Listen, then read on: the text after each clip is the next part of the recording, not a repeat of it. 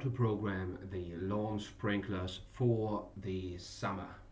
Now this is a very important job, since without the lawn sprinklers we will have very quick brown grass, and once the grass dies up, then the commonly known as prickles weed is growing there, and that's particularly painful for little children on their feet, and it's just generally not nice. So having the lawn properly watered is very important, and of course also for bushes that are there to mark our property lines and many other reasons. So very important job.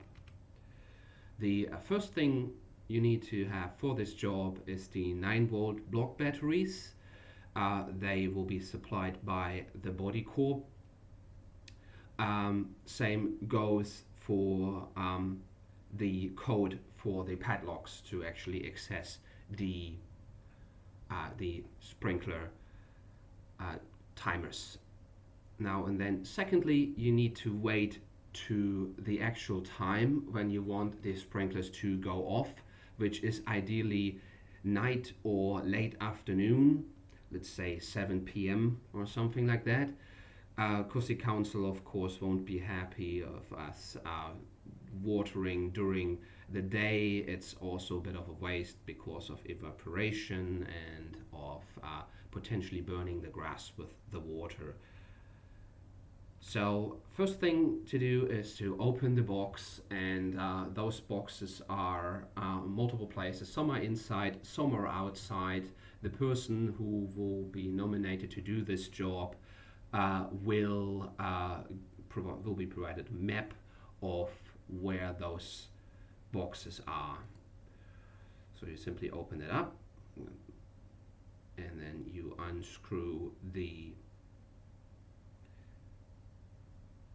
front, and then you get to the battery tray, which is right there.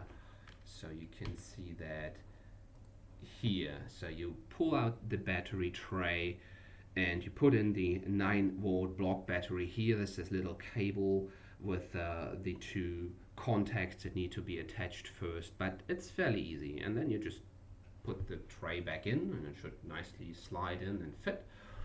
And with that, you can then proceed to program the timer. So the timer should be set on 120 minutes for 120 minutes every 24 hours. So this is done with those two knobs there. One is set for the time, so the amount of time that the water will be on is 120 minutes.